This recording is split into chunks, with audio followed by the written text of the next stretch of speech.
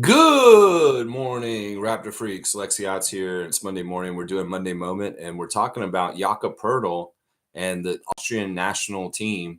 And, he's playing for Austria this past week. We've been talking about it a bit on the channel. We did a watch along a bit on Saturday morning. And there's more games to come for Austria this week. The next game will be on Wednesday against Bulgaria. And that game should be on TV. I'm going to try and figure out the time when it's on, and maybe we'll do another watch along on Wednesday. We'll have another watch along Wednesday. So my stream may be at a weird time on Wednesday because we're going to be going live during the Jakob Poeltl Austria-Bulgaria game, I believe. Now, I'm not totally sure if he's playing in these games because I mean, may have committed to playing for Austria this whole entire qualifier window.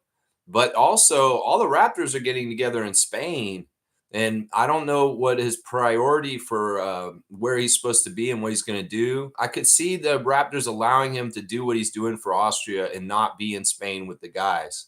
I could also see him kind of jumping back and forth, maybe being in Spain a little bit and then going back to the place where the Austrian team is playing and still being available for them.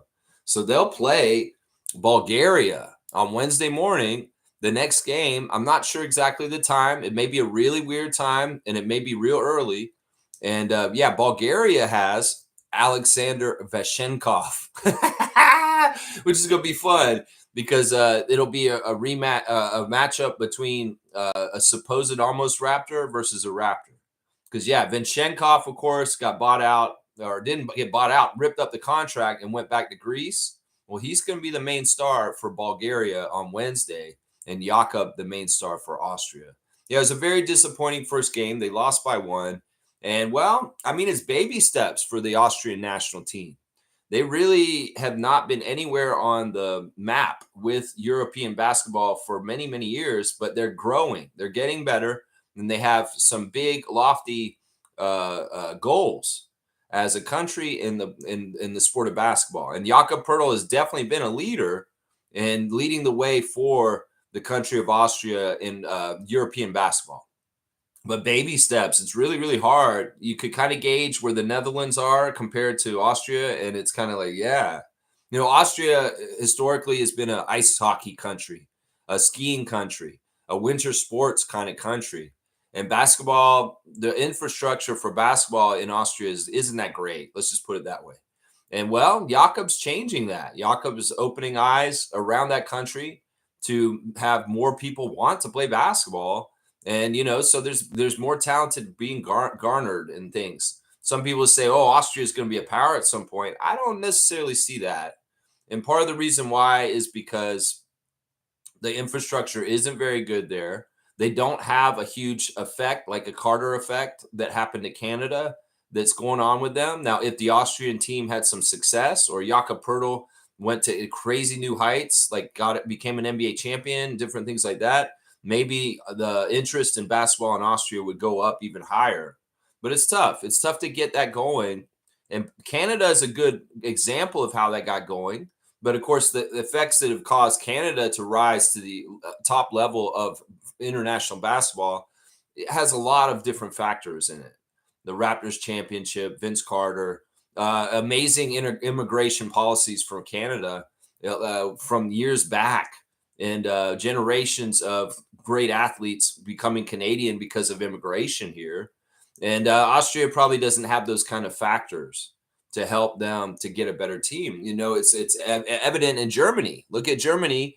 Their best player, their MVP, is an immigrant family from Africa with Dennis Schroeder. Dennis Schroeder, of course, born in Germany, but his family is from Africa originally.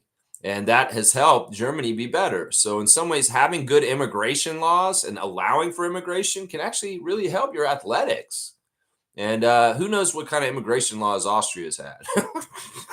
Let's just put it that way. So I wouldn't hold your breath on Austria becoming a global power. But on the back of our great yak, they're climbing that mountain, that Alp, to try and get to the top of European basketball. It's tough, though. It's really, really tough.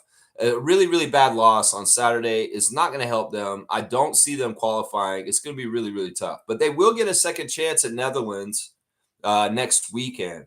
So yeah, they're going to be in this little qualifier for at least another week. And they, like I said, they play 4 games, 2 games against two teams, and those 2 teams are Netherlands and Bulgaria. And I'm going to guess that only one of these teams qualifies to go forward. So they basically are going to have to hope that Netherlands loses to Bulgaria a couple times. They beat Bulgaria both times, and they beat Netherlands, because I don't think they can lose again.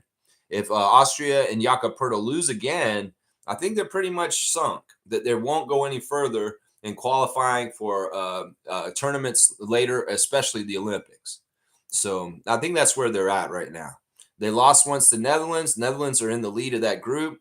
And, well, if they beat Austria in the second game against them, definitely Netherlands is probably, depending on how they do with Bulgaria, they're going to be going forward. All right, let me check in the comments. Of course, I had a abrupt mess up with the original stream. I've got the chat still. Trevor J saying for his words of wisdom this morning, remember that no devil nor demon, no witch, no warlock, no fake friends, no bad-minded family can block your blessings.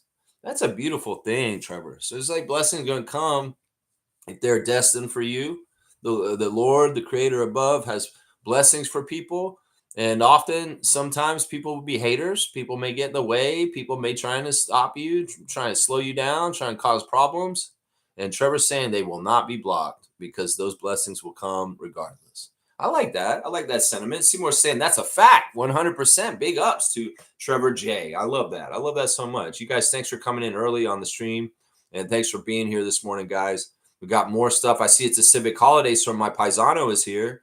We're happy to have a second day in a row of the big man, Nameless, in the chat with us this morning. Morning, Raptor Freak family. And also good to see Isaac Campbell putting me on blast with a starting 5 of Lex. I love it, Isaac. I love it. Kaz is here also. Good morning, Lex and Raptor Freak crew. Kaz, wow. Kaz, they really messed me up this weekend. Kaz kicking my ass in the WNBA Fantasy League this past week. I have 2 losses this year, and they're both to Trucker Kaz. I've beaten every single other team that I played except for Kaz. Kaz has my number. Kaz has my number this year. And, well, there's a couple of us that are 8-2 now. But Fiercey, wow, MJ has won her matchup this weekend, and she is number 1 team in the league now. She took the number 1 spot from me. Kaz took me out, and Fiercey won. So Fiercey's got a 9-1 record. Her only loss coming to me. And Kaz and I are now 8-2, tied at second. Actually, he's actually ahead of me because he's beat me twice. So I went from first to third after this weekend. Wow. We got more action coming up. And the crazy thing is, this week's matchup for me is a rematch with Fiercey. So number 1 versus me this week. So it doesn't get no easier for Lex. He just got his butt kicked by Kaz. Now I got to play Fiercey this week. And hopefully even a record with us. So we'll have to see. But great job, Kaz. Amazing job. This is a huge accomplishment. Once again, you beat me twice. You just got my number, man. You just got my number. Seymour saying this. Hey, Lex, are you hoping for a hot start to the season or just a steady season throughout? This is a great question. ESPN has another dumbass article out, jointly done by Tim Bontemps and Kevin Pelton this morning. And they're talking about what all the teams are playing for. And they're really disrespectful to us. They put us in a category that says playing for nothing. And I just hate them so much at this point. I wish that they'd stop trying to judge our team if they're going to have judging us the lowest we could be instead of judging us fairly. And I'm sick of it. Fuck you, ESPN. 2-finger salute for you, Peloton and Bontemps. You fucking hack writers in your dumbass list. As Doug Smith said in his old mailbag yesterday, I don't pay any attention to rankings and things like this because they don't mean jack shit. Now, Doug did say, since the Raptors were a team looking on the outside looking in from the playoffs last year, that people ranking us in the bottom third of the NBA seems to be fair. But honestly, with his astute analysis, Brandon Ingram's going to add something to this. So it's like they're selling us every which way. We're in a weakened state. Ujiri was let go for no reason, and the disrespect is wild towards the Raptors right now. They will not give us due credit for the Brandon Ingram move like Darko's asking them. So we're just going to have to force them to see it. So I want, depending on what the schedule looks like, Seymour, is what I'm going to say about this. It really is about the schedule. If I see the schedule stacked against us in the beginning, I'm going to hope for a 500 start. If I see that the schedule has some easy stuff at the beginning, I want to come out gangbusters and kick the league's ass and ring the bell and tell them, yeah, we're coming. We're coming. Because it really does depend on where the schedule beats are.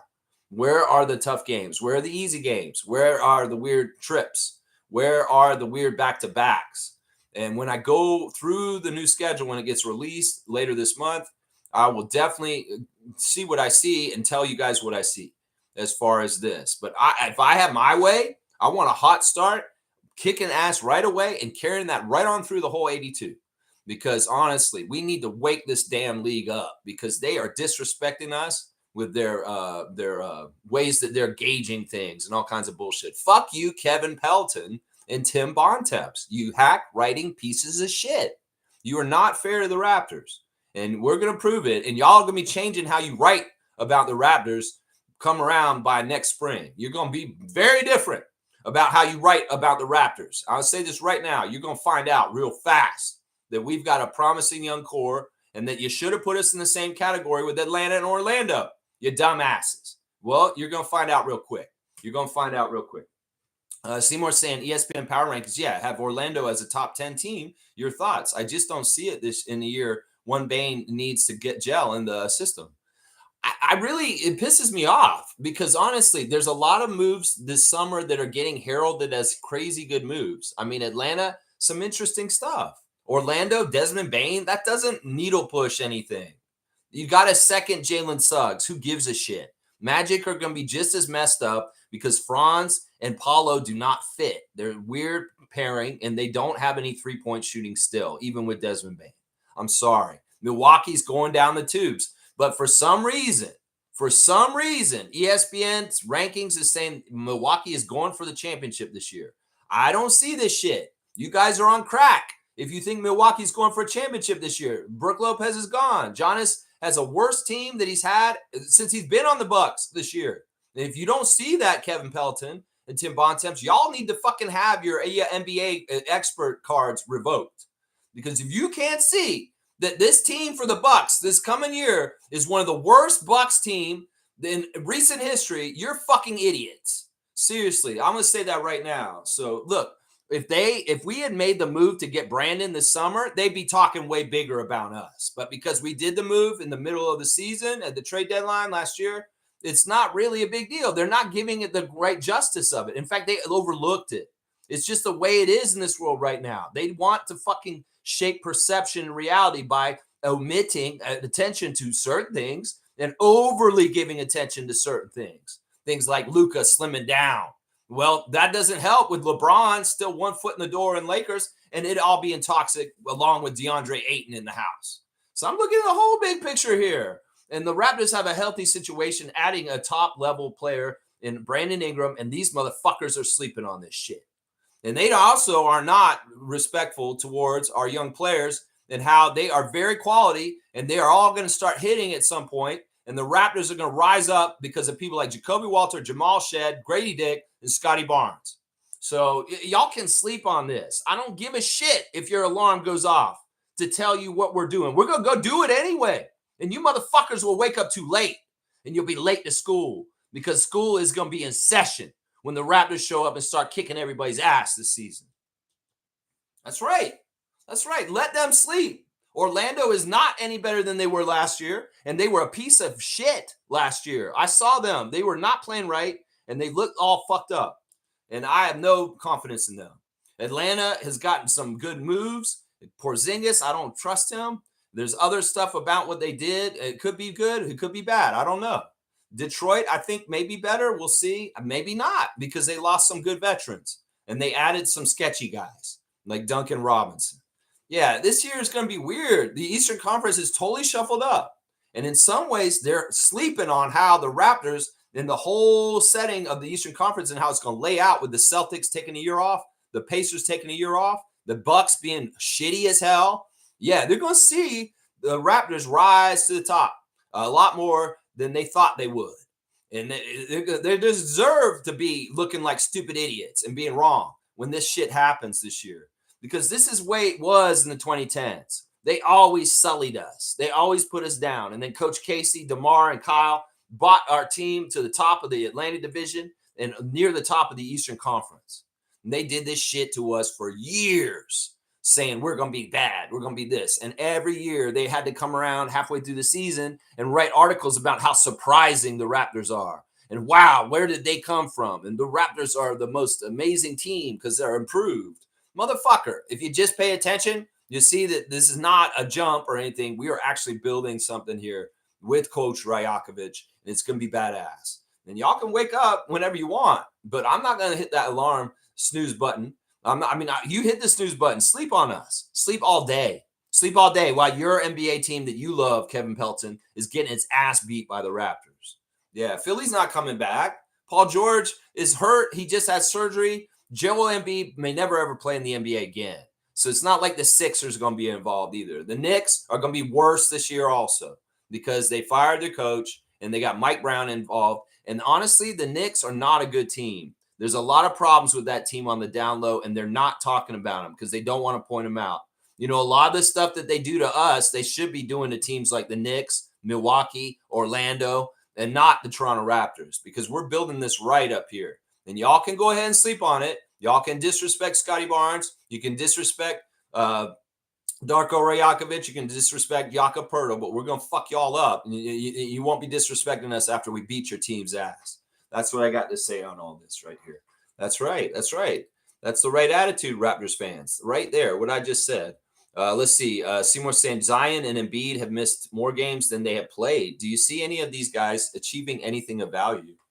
Honestly, I don't think Zion Williamson is serious about the NBA in any kind of way. He's never shown that he is, and I don't expect him to change.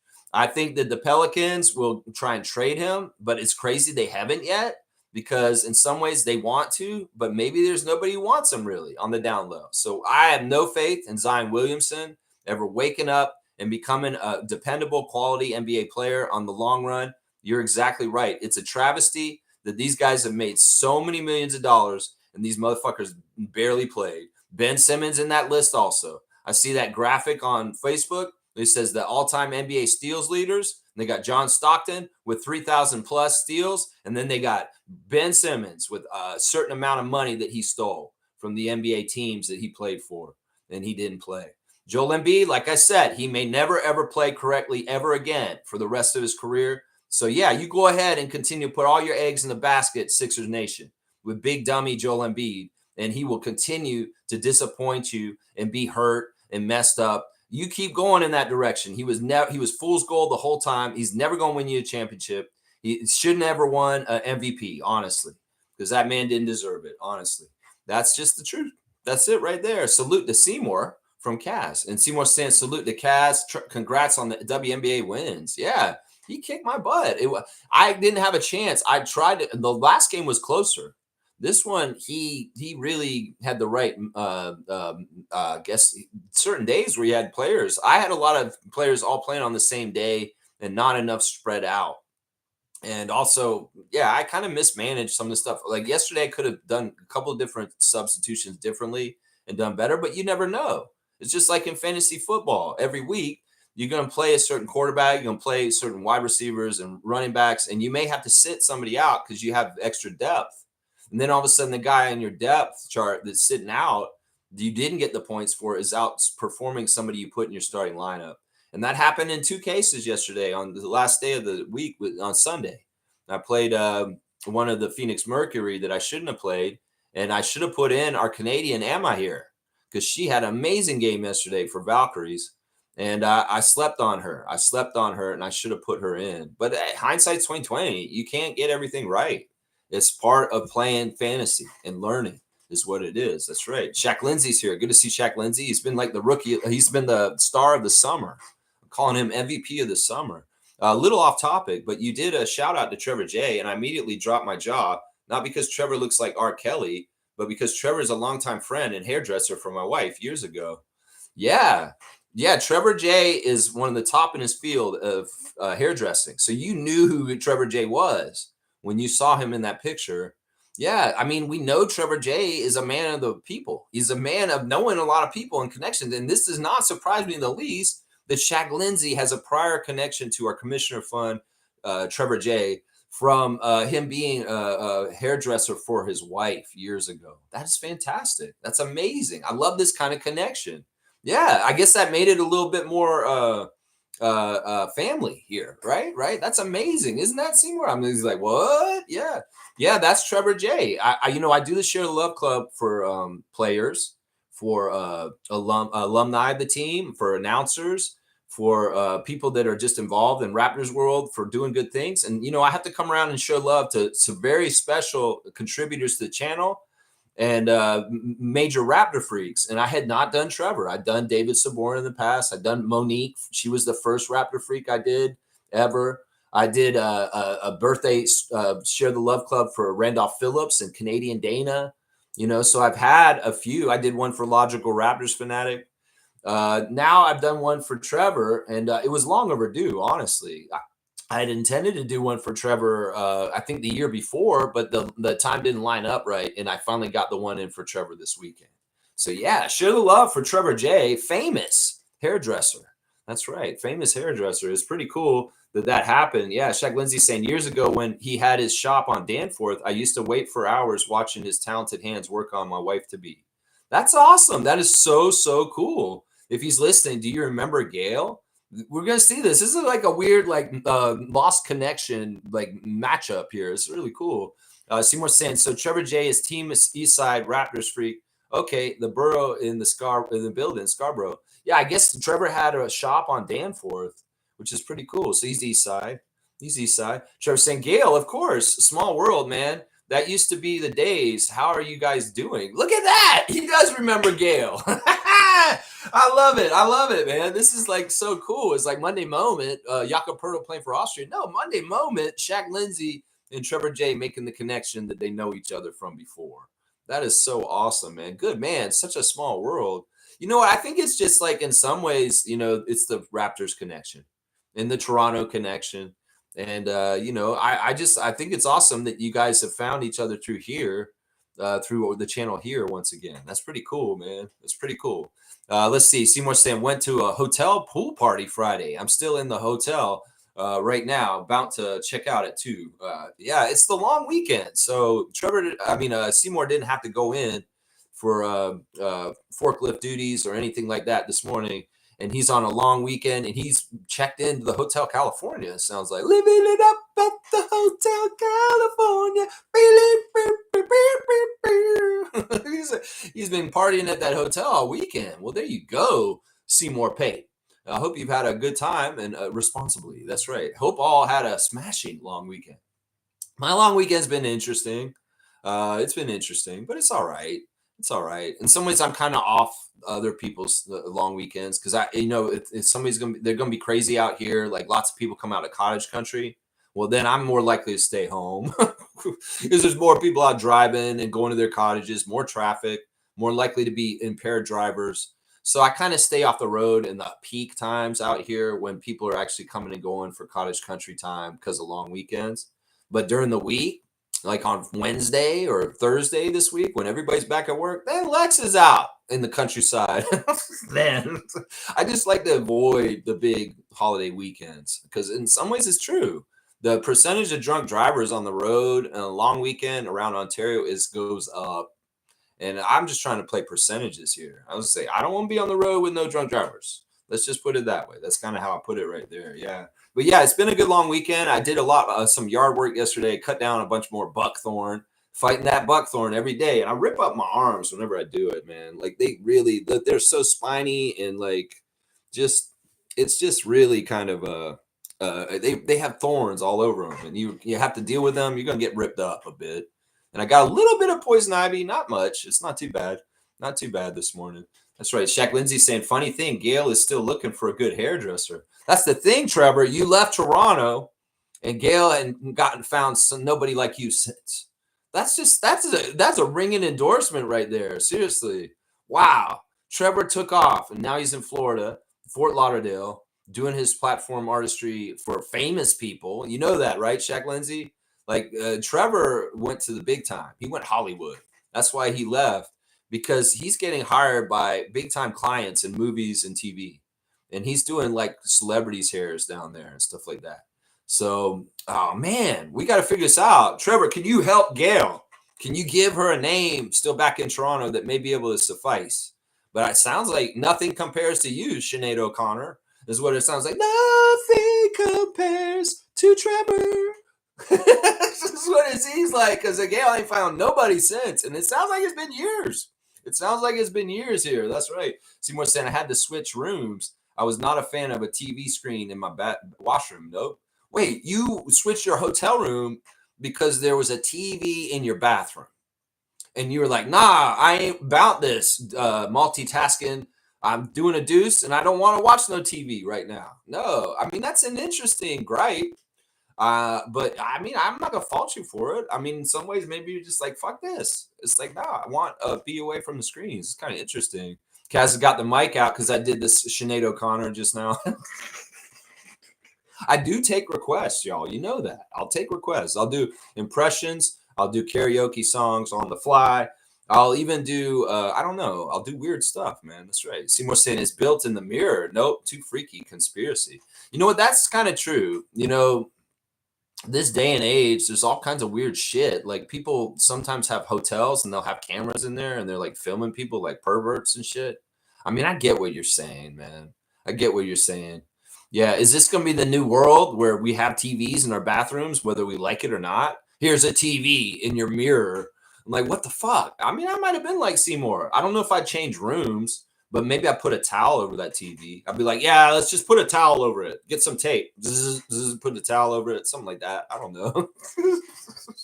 Something like that. That's crazy, man.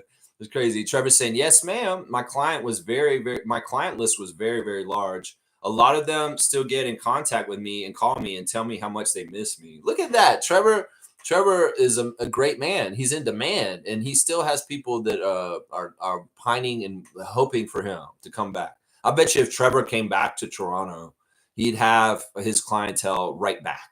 Like that. They'd be back. Gail would be back, and everybody be back. And they'd be like, Trevor, we missed you. Why? Where'd you go? It's like, I was living the lifestyles of rich and famous, like Robin Leach. Like, caviar dreams and champagne wishes. That's right. This man's living the life. That's right. All right, Cass has a request. You know what? I'm going to do this. And this is the thing. I want to do this in honor of Cass beating me on the WNBA fantasy this week. This is an honor of you. This is a gift. This is a treasured gift to you, in honor of you kicking my ass on the fantasy WNBA this weekend. And in some ways, I'm singing this song to myself because I got to look at myself in the mirror about how you kicked my ass. And I got to change my ways so it doesn't happen again. I'm starting with the man in the mirror. I'm asking him to change his ways. But don't mess up, they're gonna never give it. If you want to make the world a better place, you got to look at yourself and make that change. I don't know. I can't do it like Michael. I'm not even trying to do it like Michael, but at least I can try and hit the notes a little bit. And I did miss up some of the lyrics in the middle there. And so I just kind of threw in like different little blah, blah, blah, blah. But there you go. It's better than the average person if they're going to try and sing some Michael Jackson. At least it was somewhat in tune, right? I guess. Yeah. Bravo. Thank you. Bravo. All right. We're a little loose this morning. Maybe not totally on task or topic, but that's fine. That's fine. It's Monday. It's a moment. That's right. Shaq Lindsay saying, I know he's moved on to bigger and better things. He's truly blessed. I mean, it's amazing. I mean, Trevor, if the world gets crazy in the United States, will you come back and do Gail's hair? Please. In some ways, I want you to come back so that we can hang out, man. And so it's like, Trevor, come back to Canada so we can be friends. Like, you and I can go hang out and do stuff. Seriously, man. Like, in some ways, that's one of the reasons why I'm selfish. I'm like, man, Trevor's such a good friend. I wish I lived near him so I could hang out with him. You know, it's kind of like that. But, I mean, I'm just saying, I don't know. I don't want things to get so crazy in the States where Trevor has to leave the country because fucking United States is burning down because of bullshit artists in the White House. But, if that came to that, I mean, it could be a blessing and a boon for the Canadian women of Toronto that they get their amazing hairdresser back. I mean, seriously, we got to look at the positives of things, right? You got to look at the positives. Blackhawks here. Good to see Neil in the house. Good morning, Neil. Team Jamaica. Boop, boop, boop. Just waiting for Scotty to show up. Pow, pow, Powell. Yeah, it's cool, man. I saw an interview with Norman. He's at the Jamaica practices. He's mingling with his new teammates. He's teaching. He has a lot of NBA experience. He's a champion. And in some ways, he's got a lot to offer his Jamaican teammates in expertise, just like Jakob does for his team in Austria. There's a lot of teaching that these NBA level players can do for players that are at lower levels.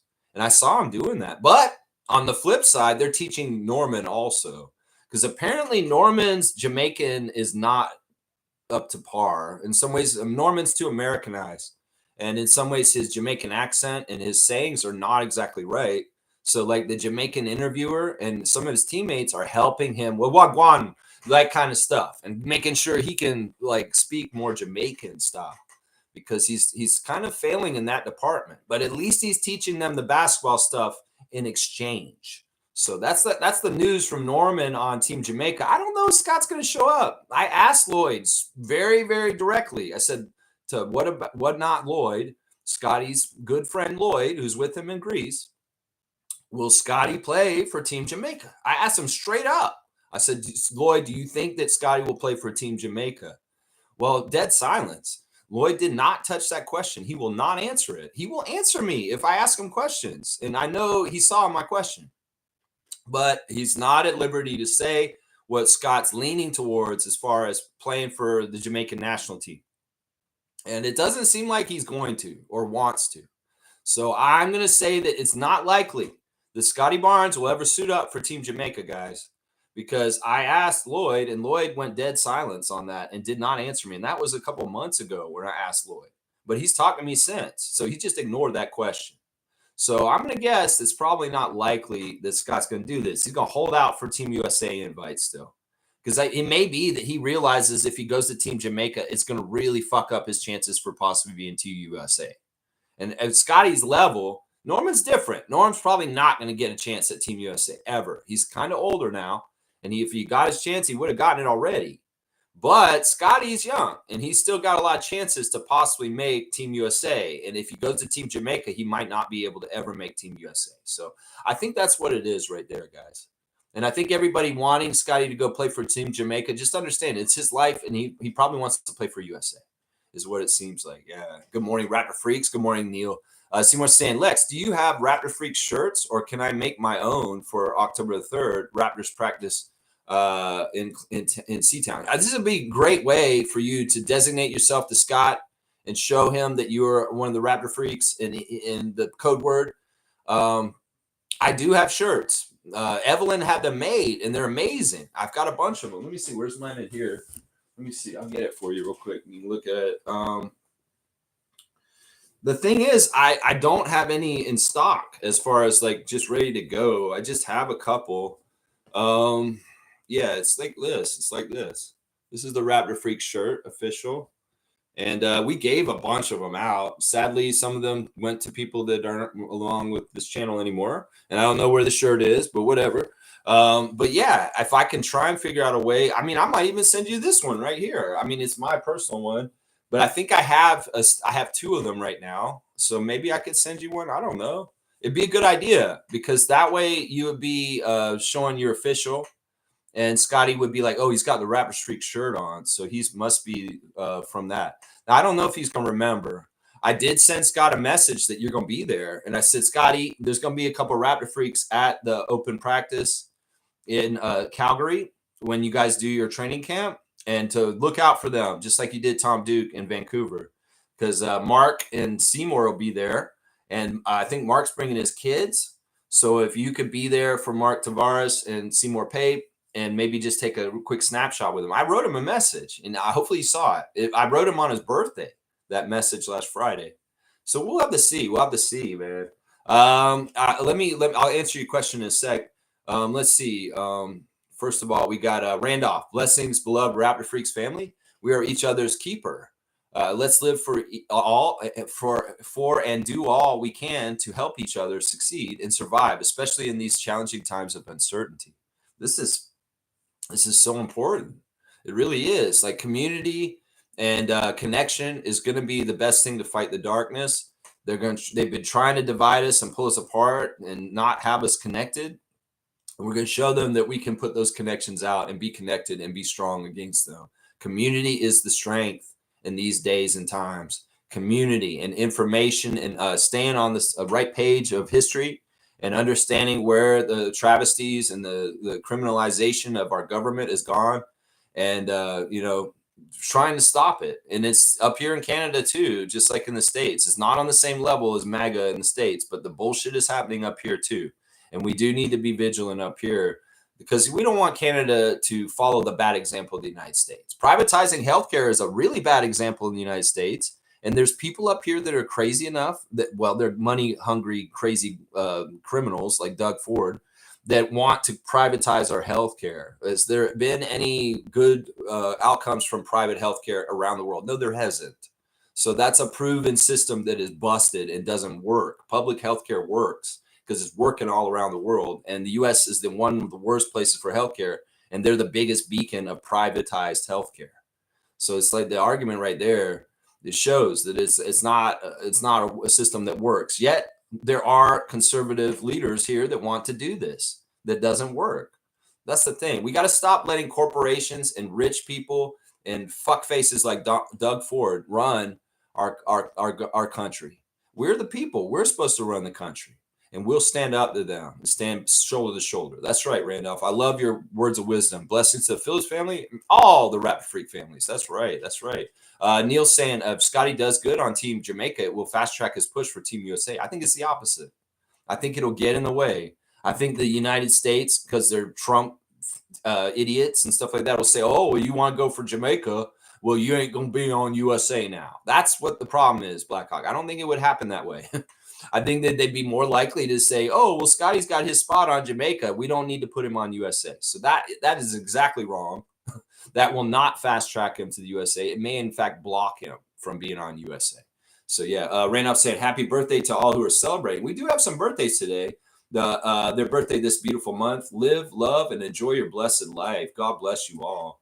Yeah, King is sleeping. I don't know where the fuck to the points King is gone after the finals. I've been trying to message him. I'm trying to fucking get this barbecue together with him. He's not responding to me, and he's fallen off the face of the earth. So in some ways, I'm going to go and do my own private thing without him, because he's obviously not dependable as far as getting in contact with. I've been trying to get in contact with him for 2 weeks, and he has still not responded to me. So I'm going to go ahead and start setting up the Raptor Freak get together for later this month, because I'm turning 50 and I want to have a birthday party and I want to celebrate with the Raptor Freaks. So we're going to get this figured out. We're going to get this figured out for this month. And let's do the birthdays real quick since you brought it up. Today's actually got a couple birthdays today, and they are 905 stalwart, we just did a feature on recently, Evan Gilliard.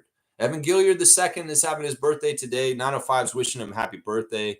And, well, he's having a good time. In fact, I'll go to the Instagram stories in a second, and I'll talk about it. Also, happy birthday today to former Raptor Matt Thomas, who showed up on our team the year after the championship. Matt Thomas is still professionally playing basketball. He's in the BBL in EuroLeague, and he plays for Alba Berlin. But, yeah, he's been a couple places since the Raptors. Of course, he went to Utah and Chicago in the NBA after us. Then he went to Panathinaikos in Greece and played for them. But ever since then, he's been playing in the German league for Alba Berlin. So happy birthday, Matt Thomas, who's turning 31 today. And he is still playing professionally, but he's in German league at this point. So that's the birthdays for today. Evan Gilliard II and former sharpshooter Matt Thomas. You guys remember Matt Thomas, right? Yeah. Smooth Sam, Jeff Doughton Jr., O'Shea Brissett, and Lonnie Walker all signing with Maccabi Tel Aviv. Wow, those are some big names to sign down there. Of course, like I said, this is part of the push. You know, new players come in the draft, like Colin Murray-Boyles. And players like Jeff Doughton, who've been in the fringe of the NBA, just barely hanging on with the Sixers. not totally in the NBA, but playing two-way contracts. Boom, he's given up. He's gone overseas. Javon Freeman-Liberty going overseas. Malachi Flynn going overseas. David Johnson going overseas. And now we see O'Shea Brissett, Lonnie Walker the fourth. They're going to Tel Aviv. Okay, that's good information, Reggie. Thank you for the information. Smooth. Seymour saying, should I go through Evelyn? I don't know if Evelyn's making them anymore. I don't think she's making them anymore. And we weren't really ever selling them. We just gave them to people. Seriously. It wasn't like I was trying to sell them for merchandise. She made a whole batch of them, and we gave them to everybody who was coming to our meet and greets in the beginning. And they got put out. I think the last one I gave out was to my cousin's son, Nassim, when he came here last year to be around here, Nuggy the Ruggy. So I don't have any shirts ready to go or anything like that right now. Evelyn has a shirt person that she gets them made with. But I in some ways, Evelyn's also been not as active with us because she's had a lot of issues in the last year or so that she's had to deal with in her life. But I can reach out to her and see it. But I don't think we can do this before training camp. I don't know if we can make this all work before training camp. So I would just use the word and just tell him. Because that's what Tom did. I don't think he had a shirt on when he went. He just yelled Raptors Freak to Scott. Scott's eyes perked up, saw him, locked eyes, and he came over then. So we'll see if it works again. I'll send him another message right before the open practice and see if, like, I can even tell Lloyd maybe, and maybe he could pass it along to Scott possibly. We'll have to see. But I can't. I probably won't be able to get your shirt before then, just so you know. Just so you know. Because Evelyn, it might take her a little while to get them together. Let's see. Let's keep going in the chat. Shaq Lindsay saying, back on topic, just because Atlanta got Kristaps, they think Atlanta will be one of the top teams in the East. Kristaps didn't work well with Luka in Dallas. Yeah, I don't like Kristaps Porzingis. I should. He's from a Baltic, and but he's prickly. He's not a nice guy. He's not a good teammate. He's never bonded with any of the teams he's ever played on. And honestly, in some ways, he's toxic. I think that the Celtics won despite him. When they won their championship, he was hurt most of the time. When he came in, he kind of added a little bit, and he did have some key moments. But for the most part, Kristaps was not that essential to their championship on the down low. And the other thing with Atlanta is they live and die with Trae Young. And in some ways, Trae Young is a faulty player, just like Joel Embiid. Because he's a little scrawny guy. He can do certain things on offense, but on defense, he's a waste. And I think that their biggest acquisition that impresses me is Nickel. Nickel, it will be interesting in Atlanta. And they did add a lot of different names around there, but they did lose Clint Capella, and they replaced him with Kristaps, and that's a downgrade. I'm going to say that right now. That's a downgrade in some ways. So it'll be interesting to see. I think that Atlanta did a lot of moves. So people are easily saying, oh, Atlanta's doing so much because they did a lot of moves. But that doesn't mean they did anything that's good. And we'll have to see. And of course, it is Atlanta. And in some ways, Atlanta spin their wheels. All the doubt that people give the Raptors is unfair. There should be more doubt for teams like Milwaukee, Atlanta, Orlando, Detroit. Yeah, there should be more doubt on those teams. New York should have more doubt on them. People may say, you're crazy, Lex. Nah, Karl Anthony Towns don't get along with OG. There's some internal cracks in that team, and you're going to see them this year. And Mike Brown is not going to be better than Tom Thibodeau. He's going to be worse. So it's like the Knicks are not going to be better than they were last year. They have done 2 years in a row, lost key people that absolutely were part of why they were successful. And Isaiah Hartenstein was the first one. And this past summer is Tom Thibodeau. And that's your coach. I'm sorry, Mike Brown won't be able to handle the market of New York with the fans, the press, and the underlying problems on his team that he's walking into they didn't realize. Rick Brunson's a problem. I'm going to say that right now. Rick Brunson is a problem, but it's a problem when he's the father of your franchise guy too. There's a lot of problems there. There's a reason why you don't mix business and professionalism with your family. And New York's going to find that out this year. Watch. New York's going to find that out. Smooth saying, what, 3 quality NBA guys? Wow. Yeah, well, that team is always paying to buy championships. It's not like Tel Aviv. It is what it is. Anyway, I'll gloss over this. I'm still maybe pissed because they have the Naismith Cup. Let's just put it that way. Until the Naismith Cup mystery gets solved, Tel Aviv, Maccabi Tel Aviv, you're first on my suspect list. And honestly, I'm not real thrilled with your country in general anyway. Your country kind of sucks. It could go to hell as far as I'm concerned. So, yeah, I'm not all happy for O'Shea Brissett, a great Canadian from Toronto, going to play for Israel. Fuck that shit. Lonnie Walker, yeah, okay. Jeff Doughton Jr., well, I wish you well. But O'Shea Brissett, come on, man. You'd be better off coming to play for the CBL than going to play for Tel Aviv. But I know the big money that they got over there is why they're going, is what it is right there. Yeah. Yeah, let's see. Smooth saying Cam signed an extension with his club too. Yeah, Cam Birch still doing great things overseas. In fact, I think he won a championship last year, right? In his league. So yeah, Cam, keep going, man. Keep going. Cass saying 2-finger salute to Doug Ford. I'll get in on that. That's right. Yeah, the latest place he wants to sell out public lands is Wasaga Beach. It's like the motherfucker wants to destroy Ontario Place, Ontario Science Center, bike lanes. He fucking hates the Greenbelt. He wants to build an underground tunnel underneath 401. He has all these cockamamie bullshit ideas, and half of them are all conceived by corporate planners who want to fucking make money off of Ontario for foreign investors, and Doug Ford is enabling them. You fucking piece of shit. You piece of shit, Doug Ford. And Wasaga Beach is his latest place that he's got under target. He wants to take away public lands from the public and sell them to big developers from other places privately. That's the fucking thing, is there's a war on public stuff. They don't want any kind of public stuff for people. The public is for the people. We pay taxes. We need public services.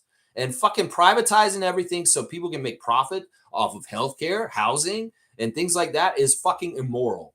I'm going to say that over and over again. Doug Ford, you're immoral. You're antichrist because you want to privatize healthcare so that rich, greedy ass motherfuckers can try and make money off old ladies who are dying, people that need insulin, people that need healthcare, that just need help, and they don't need to be gouged by fucking fat cats that you work for, because you don't work for me. You don't work for the people of Ontario. You work for fat cats and corporate interests, and you're in their pockets, and they fucking grease your wheels on the other side where we don't see it. And it's all a big fucking racket. You're racketeering, profiteering, mafioso motherfucker named Doug Ford. 2-finger salute from me to you, you fuckface. Yeah, you're going to fucking sell public lands at Wasaga Beach to big corporations? Where does the money go? Are we seeing it in public services as the taxpayers? No, motherfucker, you're pocketing that shit. You fucking mobster, grifter, piece of shit. Doug Ford, fuck you. Over and over again, every single day. And Ed Rogers III too. You fuck you also. How about that? Shaq Lindsay saying Luka and Trey play similar. I don't see it working. Chris is a 7 that sucks on defensive switches. Trey can't guard at all. You might have just pointed out the biggest fallacy and flaw in the plan for Atlanta right there. I see exactly what you're saying. You're right. Trey Young and Luka were traded for each other draft day, and they're a very similar player in some ways, but Trey's shorter. And Luka and Kristaps were not totally working in Dallas. And I could see exactly what you're saying repeating itself in Atlanta. Seriously, I'm not trying to be a hater. I'm trying to look at this shit with open eyes. And to me, yeah, they can be all, woo, Atlanta Hawks. To me, I'm like, yeah, fuck, y'all still center your team around Trey Young. And that's a loss in itself right there. That's a loss in itself right there. That's right. Seymour saying Jakob going to dominate the European tournament. He's done well. He got a double-double in the first game, 4 steals, 4 blocks. And he was the best player in his game, but his team sucks, Seymour. His team is so bad. We watched the game live during the show on Saturday, and they're really bad. They can't handle the ball right. They don't protect the ball. They cause turnovers like crazy. And Jakob's only one man on this team, and he's the center. And Austria, he tried to will them to the win, lost by 1. But, man, his team sucks. He can only do so much, Seymour. And, well, hopefully they can beat Bulgaria and still pull it out in this pre-qualifier that they're in right now. That's right. Kaz is saying happy birthday to Evan Gilliard. I like that. Smith saying, I'm too afraid going to the U.S. right now. It's too crazy down there. Yeah. Yeah, and honestly, it's crazy because they're losing money left and right. There's a lot of people that live in the border towns along the Canadian border that are not getting the economics that they would normally get because the Canadians are not crossing the border, and it's hurting a lot of people. Donald Trump can lie and he can say, oh, the economy is great, jobs are great, but that people are feeling it in reality and they don't believe you. They can see that you're a fucking liar at this point. In fact, Donald Trump went to the WWE pay-per-view this weekend. He got booed the hell out of. Like the real people, the people at WWE fucking booed the hell out of him, humiliated him when he made a public appearance at the pay-per-view this weekend. And why the fuck is he at a WWE pay-per-view anyway? Like, seriously, it just shows you where his fucking priorities are. This sorry piece of shit, Seriously. Let's see. Neil's saying it's the other way around, Lex. Once Team USA took Embiid, they lowered themselves. Any U.S. player exceeding outside of USA hurts them. Yeah, but you got to understand what Scott's goal is. It's not Scott wants to play for Team USA. He has that goal. He played for Team USA on the under teams. So he has some goals for Team USA in the under levels already. And his logical progression in his mind, and I know this is true, is that he wants to play for the outright regular men's, senior men's USA basketball Olympic team. He has a goal on his list for that. And I'm telling you right now, that'll get in his way if he tries to go play for Jamaica. I understand what you're saying about Joel, but he's not from the United States. And he looks stupid for playing for Team USA last year in France. Then he was horrible too, which was even more of a failure in the whole thing. He was absolutely horrible on the Team USA team in Paris, France. So it's like, this is a totally different situation. Joel, as a Cameroonian, should have played for Cameroon or France even. But nah, the motherfucker wants to sell out and go play for them. This is a totally different situation. That's why he looks bad. Scotty's an American. Scotty wants to play for USA. And that's that. It's like that. It's like that. Reggie's saying all the stories I've been hearing from my family, it's terrifying. Yeah, and in some ways, listen, don't let it overwhelm you guys. In some ways, that's part of the propaganda is they're trying to scare us into fear and all this stuff. Fuck that. We are powerful. We have agency, and we have the ability to make changes and fight back and resist. So don't get overwhelmed with sadness or all the cavalcade of absolute bullshit, like PBS ending this weekend. They fucking closed PBS. Sesame Street's going away because of Donald Trump. And that's fucking immoral and wrong. But that's part of them trying to take control of minds and stop education for young people. And it's just their evil, fucked up totalitarian shit. This motherfucker wants to be Kim Jong-un. And we need to understand that. This motherfucker is acting like the North Korean dictator. So in some ways, Canada, we need to get ready to be South Korea to North Korea because North Korea is down south of us right now. And it's fucked up. I'm telling you right now, it's fucked up. If I was in the United States and I wanted to live in a free country and democracy, I'd be fucking doing everything I can. And that's taking the streets. I'd be getting my community organized. I'd be starting my own garden to make my own food. I'd be doing everything to be more self-sufficient. I'd be boycotting major corporations. I'd be boycotting a lot of different things. And I'd be getting more politically active. I'd be getting more in touch with representatives. I'd be getting more community organizing.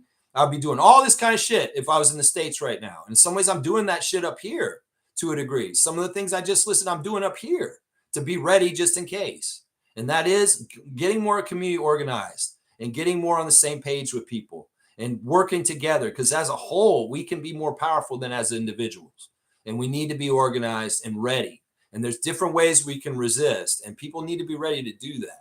They need to. And we need to be brave. And we need to do what's right. And we can't be complacent. This shit is happening really fast right now. And we need to be able to try and take our power when we're ready. When we're ready, we're going to be taking our power. Let's just put it that way. Kaz is saying this. Excuse me. If I'm Scott, I ain't playing for Team USA. They're good over there. They got Cooper Flag. Well, you guys got to understand the dream, man. And I know this is true from Twitch. And Scotty's profiles on social media, you'll see he brags about being a USA gold medalist. You can see the underage, under teams that he was on with some of the guys that are on the USA team, like Kate Cunningham and people like that. And that's the thing. He wants to be on that team with Kate. He wants to be on that team with his peers and his age group. When Kevin Durant and LeBron James, Steph Curry, all those guys go off in the sunset, there's going to be some spots opening up for Team USA.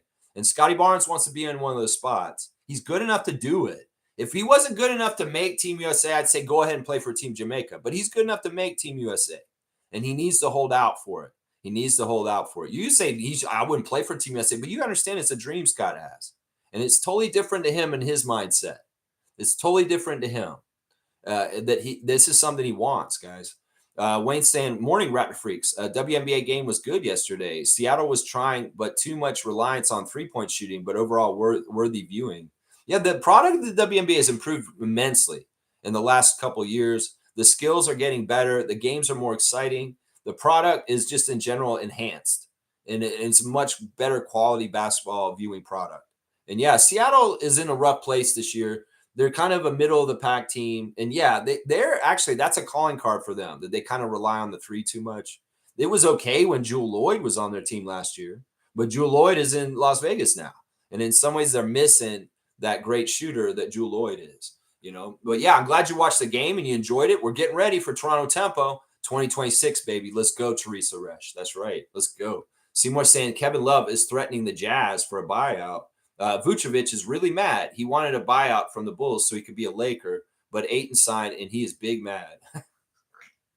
Yeah, I mean, in some ways, look, this is part of the reason why we should be so happy that Jakob is very happy here, and he's down for like an extended contract now that we just signed with him, because Vucevic is an essential part of the Bulls' plans, but he doesn't want to be there, and in some ways, he's unhappy. It sounds like, but the Bulls need him because there's not like NBA quality centers grow on trees, and they are kind of hard to land and keep around your team. So that's a tough situation for the Bulls and Nikola Vucevic. It is what it is. Kevin Love wants to get bought out by the Jazz also. I don't know what's going on with these guys. I don't know if these teams want to keep him. I know the Bulls want to keep Vucevic, but I thought that the Jazz were already, yeah, we'll buy you out, Kevin. And then maybe Kevin, you know, this may be that both those guys were trying to get the Lakers and these teams were holding them up. And then they did get Ayton. I know Kevin Love would have loved to pair back up with LeBron right now and be a Laker right now. Well, I guess teams that y'all are under contract with are dicks, and they don't want to allow that. Trevor saying the WNBA dildo thrower has been arrested in Atlanta and subject to minimum 1 year ban from the WNBA games. Yeah, that's going to happen. You know, the it's silly. It's a funny story, but it's also kind of insulting. And the players on the court were like kind of pissed. They're like, what the fuck is this guy's message to throw a green dildo on the court like this? And some of the players were kind of like, what the fuck? And well, it's something that they didn't want to get out of control, because you know what happened, guys? That happened on earlier in the week. And then later that week, a second dildo was thrown at a second WNBA game onto the court.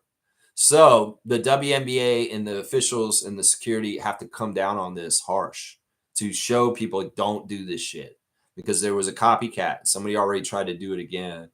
And so this person, this guy who did it, they found him, they arrested him, and he has been banned from WNBA games for a year at least. So yeah, that they got to make an example of somebody who does something like this and say, don't do this kind of shit. Because it is dangerous. If you threw that at the right timing and somebody tripped on it and hurt themselves and had a serious injury, that would be fucked up. That would be very, very fucked up. That's right. But yeah, they caught the person, and the second person did it too. And there's no word on whether they charged the second person yet either. They probably will, though. Let's see. Cass saying W rant. Thank you. You like my rant? It was pretty good, man. The people Lex. I'm trying, man. I'm trying. Doug Ford's a waste man, and Danielle Smith's a waste woman. That's it right there. Boom goes the dynamite. Yeah. Kaz is saying Scott should be a lock for Team USA, but they seem to overlook him, is what I meant to say. Yeah, they have been doing that, and that's true. But in some ways, look, Scotty needs to bust through. Scotty needs to bust through. And the way he busts through is not necessarily scoring more like Raptors fans think it is. It's the team winning. It's the team being very successful, and him being in the middle of it. And as the franchise player, and everybody's saying, oh, man, he's so good. Look at what he's done for the Raptors. Look at how much of a glue guy he is. Look how much he's got them organized and running. The more the team succeeds itself, the whole team, the better Scott will look. And it could very well be by the end of this year, the perception of the Raptors, Scotty Barnes as an individual, is going to be totally different by the end of the year, because he will make this leap. He will show this kind of stuff I'm just describing, where he's going to be so badass for us and we're going to be successful that it'll be hard to deny him as one of the top players in the NBA. And then that'll get him on Team USA. That's the path. It's the Raptors' success. He has to get us in the playoffs this year, and he has to do really well, and he has to be healthy, and he has to show that, he is the one that it all revolves around. And he is a big reason why the Raptors made a leap this year. When he does that, the attention for All-Star, the attention for All-NBA, the attention for Team USA will come.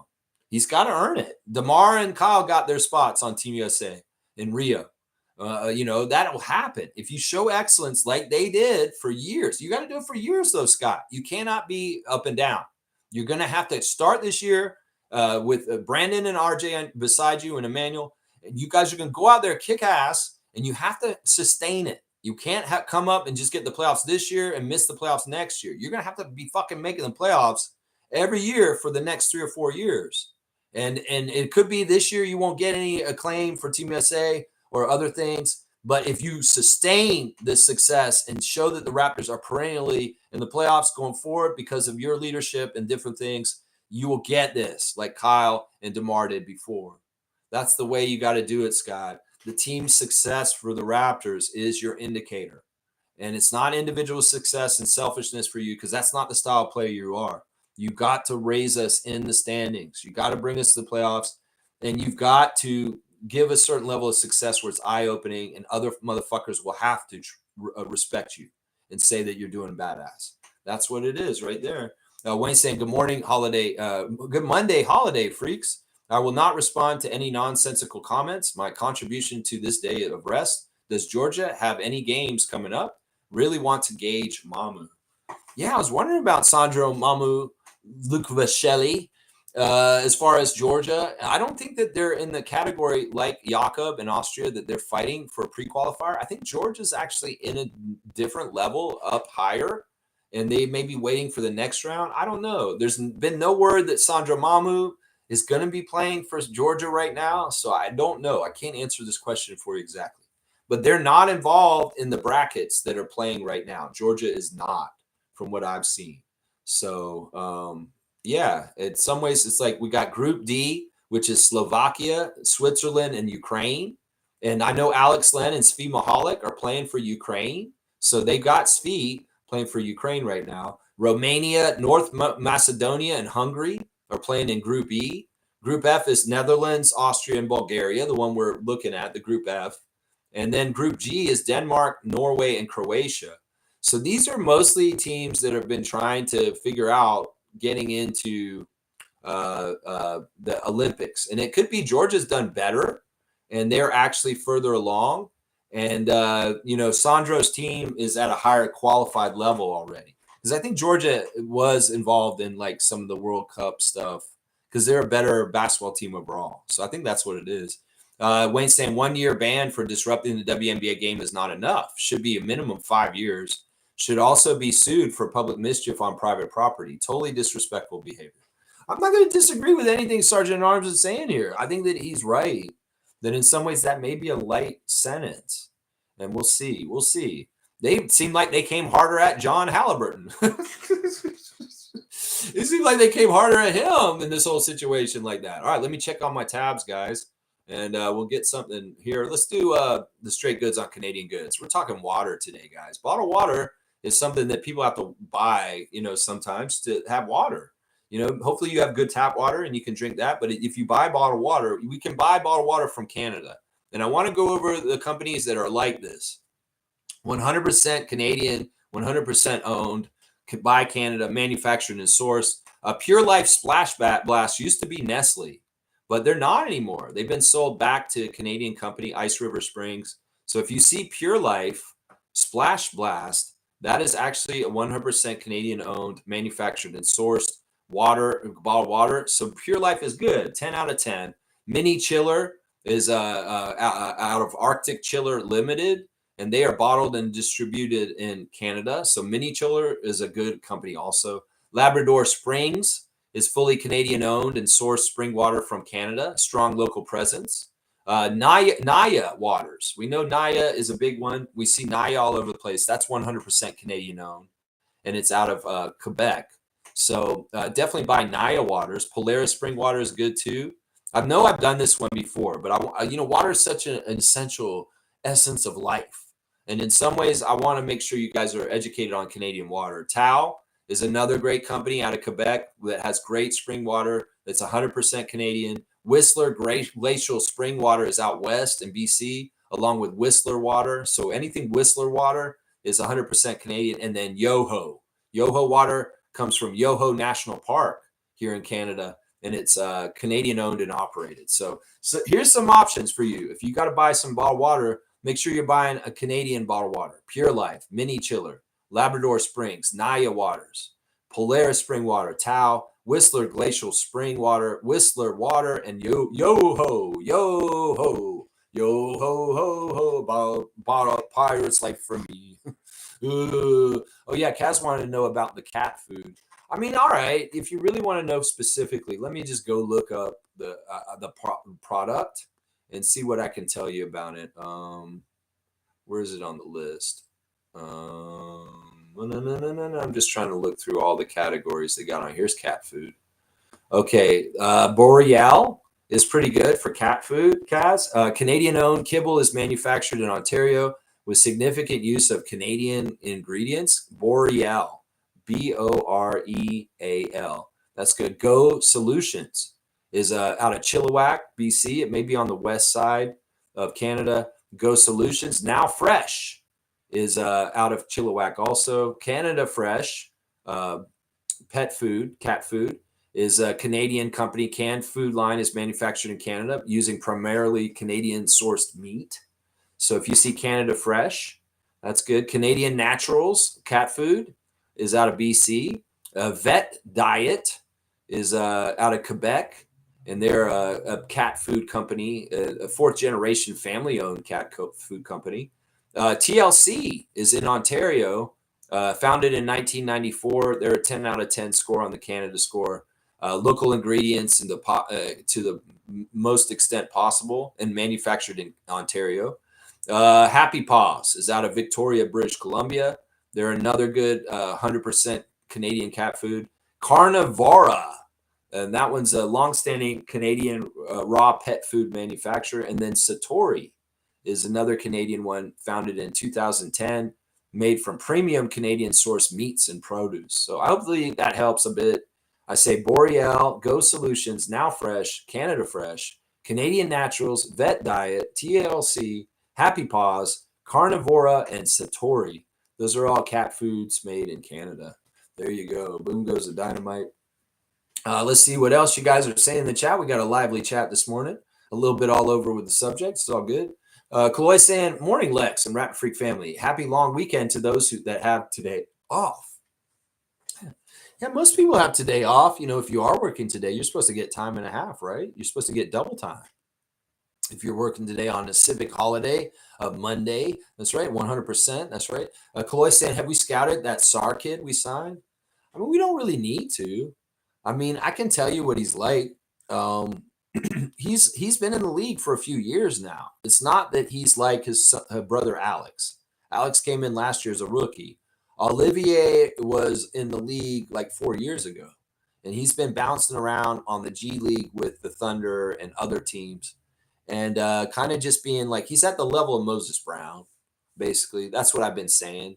He's a similar player to Moses Brown. We know about Moses Brown being around the Raptors the last couple of years. A very tall player, a very long arm player, some good skills that are maybe useful, but maybe a little slow, maybe not that quick to get up and down the court. So I'm not holding my breath on SAR. This is not somebody coming in to make the Raptors, Carlo JS. This is somebody coming in to be on an Exhibit 10, to be in our training camp, to replace Colin Castleton. And he doesn't really have a big chance to make the Raptors. Now, is Luke Wynn going to come and get him and put him on the 905? Yeah, maybe that. Maybe we'll see Olivier Sarr playing for the Raptors 905 this season. But that man's not making the Raptors. In some ways, I can tell you he is because I've seen him. It's not like he's coming straight out of college. The man's 26, and he's much older than his brother Alex. So in some ways, he is what he's going to be. I don't know if he's going to have a huge leap and he's going to be an NBA talent all of a sudden. He's just on the fringe. He's like Isaiah Mobley. He's like Isaiah Mobley with Evan Mobley. Isaiah Mobley's older than Evan Mobley, but he's not in the league proper. He's on that fringe of it. So it's a similar thing right there. Kaz is saying, okay, thanks, Lex. I'll look around for it. Yeah, there's some cat foods for you. Maybe we can figure out which one you can find in your local area. That's right. If you guys ever want to look at the Canada list, I'll show you the site, guys. Here we go. I'll put the link in the chat, and you guys can research for Canada products as you want to through this list. So here's the Canada list right here. It's basically the canadalist.ca. So you can go there. There's a lot of good information compiled for all kinds of products if you want to support Canadian products more. That's right. Yeah, Fiercely saying, good morning, fam, and happy Monday. Just joined the stream. Hope y'all had a nice weekend. Congratulations on being the #1 team in our Fantasy WNBA League. 9-1 record. She has the best record. And now I have to play her this week and hopefully give her a second loss so she's even with me. Good morning, MJ. Good to see you. That's right. Eye candy. That's right. Wayne saying, Maple Lodge chicken products are Canadian as well. Plant is in Mississauga, 12 minutes from me. Yeah, there you go. There you go. That's good. Yeah. And Kaloy saying, haha, NBA chef, love Moses Brown. Yeah, Moses Brown, he's a very long, talented player in some ways, but he's too slow for the NBA. He has certain limitedness to him. The thing about Moses Brown is he had no outside shot. He's only good like 5 feet, 10 feet into the basket. Otherwise, he's no good. He has no shot past mid-range. And that's absolutely no good in this league. You know, at least Jakob could shoot some sort of mid-range push shot and stuff like that. But Moses Brown, he has to be right next to the basket to make any baskets. And that really limits him. It really limits him. Seymour saying, if I spell it wrong, it's because I'm in the sauna for the classic card. This man. All right, he's got to check out at this hotel, right? But before he leaves, he's getting his sauna time. And he wants to do the classic card in the sauna. And I might give you extra points for style for doing a sauna classic card. Seriously, that's hilarious, man. Fiercely saying, I want to purchase a Raptor Freak t-shirt, please. They're not really for sale. I mean, I'm not actually selling them. I would just give you one. Like if I have some in stock and you came to Toronto, I'd give you one. But yeah, it's a hassle to mail stuff. I'm like all weird about mailing things. I don't know why. And then, you know, I don't have a whole bunch of them. I mean, I have this one right here. And this was one of the originals made that Evelyn had made like years ago. So in some ways we got to figure it out. Maybe I'll get another group of shirts made once again, somehow, some way. I don't know. I need to contact Evelyn, see if she's ready to do another batch and see what's happening right now in some ways. I don't know. But you want to purchase one. That'd be awesome. I don't know. Maybe I should have a merchandise store. Lex, you're missing out on making money. Well, I don't care. In some ways, that's just how I am. It's not like I'm trying to just be a profit-driven individual. My mind does not think about making as much money as possible. And maybe that's the difference in some ways between me and other people. And maybe I'm the right way because these profit-driven people are psychopaths and they're ruining our world. I don't know. Maybe I should charge you for the shirt. I don't know. Seymour saying, live life to the fullest. That's right, sauna. That's right. Kareem's here. Good to see Kareem, Thomas. Did you already say fuck Ed Rogers for the third already? That's what I'm here for. Yeah, I did. I piggybacked it on top of a big tirade against Doug Ford and just put Ed Rogers fuck you at the end of it. So it was kind of a two-finger salute for Doug Ford that turned it into an extra little fuck you Ed Rogers the third too. So that was there. I have a shirt from Granny Evelyn. Yeah, see, Kareem got one of the shirts when he came to the Real Jerk on Carlaw. And in fact, I'm thinking about having it there again, guys. Kareem, did you enjoy being at the Real Jerk when we did that? I think we might have my 50th birthday party at the Real Jerk at Carlaw once again. I like that venue. I like that place. And in some ways, maybe I'll get it organized for us to go there and meet there again. It's pretty good because there's a parking lot and people that are driving in can park. I know that that helped Mischief. That helped other people that were coming down there. And we had such a good turnout. So maybe we'll do it again at the Real Jerk at Carlaw and Girard. That iconic Real Jerk location where Drake and Rihanna filmed their video. And we'll go there and maybe we'll do it on a karaoke night again because I really did enjoy being there on karaoke night. So maybe a Thursday near the end of August. Let's see. What's the date? Maybe the 28th we'll go, guys. Go on the 28th of August. The next Raptor Freak Hangout, Real Jerk, Carlaw, and Girard. How's that sound, guys? You guys can do that? Yeah. You love the Real Jerk. This time you may do karaoke.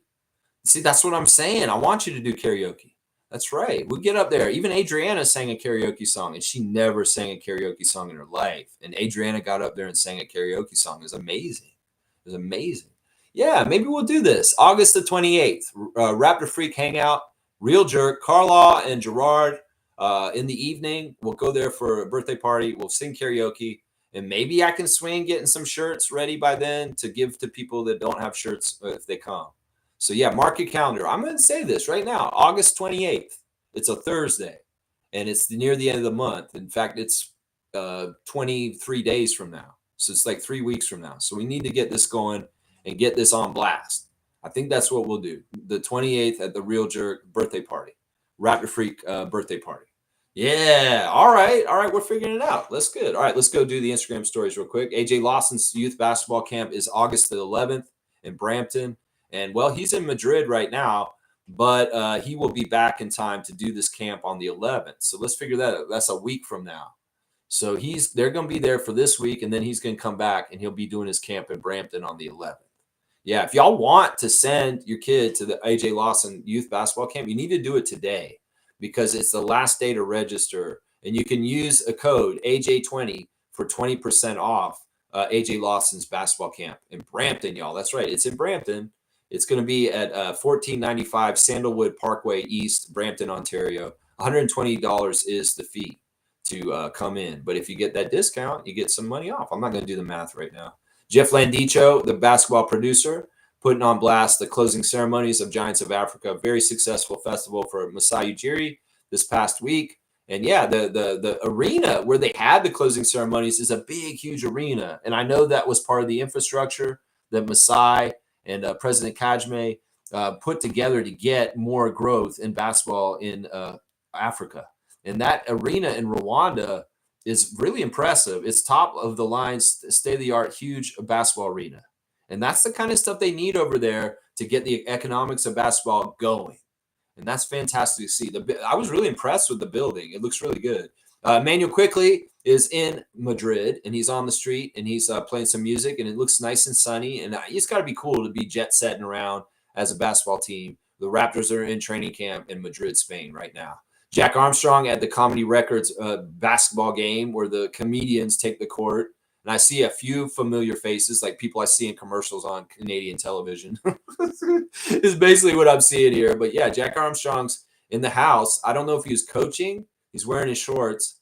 I don't know. He's just there. He's there to support them. There's Evan Gilliard, who's putting on his countdown for his birthday on his Instagram. And yeah, there he is dancing. His sister got him on blast. A birthday, baby boy birthday. That's right. He's dancing. He's feeling the vibes. He's feeling good because it's his birthday. Happy birthday, Evan Gilliard II. That's right. It's your birthday, my guy. And lots of birthday wishes coming in from different people, including the Raptors 905. And he's showing love back to Raptors 905. Hopefully you're on their roster this year. I want to see you back in Mississauga this year, Evan Gilliard. That's right. Morris Peterson is somewhere watching a basketball game. I'm not sure exactly where. It looks like it looks like a Pro-Am game. Those aren't kids. Those are men. But yeah, Morris is at center court watching, and he's enjoying it. I don't know what happened there exactly. Yeah, good stuff. Let's see what else we got. DeMar DeRozan's sitting on watching, wearing a Comp 10 shirt. DeMar's hopefully having a very good summer. Looks like he's still going to be on the Kings as of right now, but we don't know. That may change. Luguetz Dort wearing a very nice tux suit with a bow tie. And yeah, I guess he was at a wedding. That's why he's all dressed up. So he's at somebody's wedding. Let's see. We've also got Colin Murray Boyles taking pictures of the street in Madrid. He's an international guy. Listen, you're no longer in South Carolina, my guy. You're in Spain. You're international. You're a Raptor. That's just how it goes, Colin Murray Barkley. That's right. Norman Powell showing scenes of Miami and the boats and stuff like that. And there he is getting interviewed about Team Jamaica, like I said earlier, and how the guys told him he has to work on the slang and the accent and the Jamaican isms. And he's got to get his accent right. So, yeah, they're helping him with that. He's helping him with the NBA stuff. So, yeah, lots of action shots of Norman in the Jamaica warm-up jersey helping his team. And he's also sitting at a interview table with the Bob Marley Foundation. And apparently there's a Jamaican entrepreneur who recently just gave $4 million to Team Jamaica for them to practice and train with. Apparently, I don't see the other guys who are from the NBA in this picture with Norman. Where are the Thompson twins? There's a couple of other people that have committed to Team Jamaica that I don't see. there at this point. So yeah, Jamaican billionaire Dr. Trisha Bailey donated $4 million to Jamaican national team for a training facility campaign. Amazing stuff. Amazing stuff. Let's see, Toronto Tempo showing images of the Carnival this weekend down at the Lakeshore here in Toronto. And they even had like a kind of a float for the Toronto Tempo in Caravana, guys. Let's see. There's Toronto Tempo putting on blast the South Sudan women's team for getting bronze at the AfroBasket women's tournament this weekend. Very cool. There's Ulrich Shamshe taking a picture of Madrid, España. He's lots of beautiful old architecture there. And the guys are out there being tourists on the street, taking pictures of the sights and sounds while they're there. And then some guys dancing in the hotel room with Shamshe. I don't know, he's rapping or something. I don't know what's going on there. I don't know what's going on there. Zach Edey posting a couple things on his Instagram. I think he's hanging around with people from Purdue is what he's got going on with his life right now. He's in the summer, and he's going back to his alma mater and hanging around with the Boilermakers is what he's got going on there. There's the Tempo float with the Tempo stuff from Caravana, Teresa Resch. Let's see what else. Vin Bagnani has found a mural on the wall in Madrid, Spain of Nelson Mandela. It's very cool.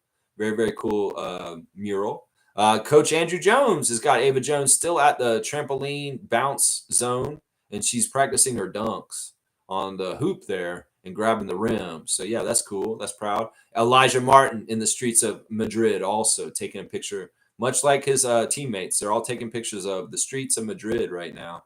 And Kelly Olynyk is putting on blast Carter Bryant, his new rookie on the Spurs, and it looks like he's ready to play some games with Carter, and he's very impressed by his athleticism. So there's your Instagram stories for today.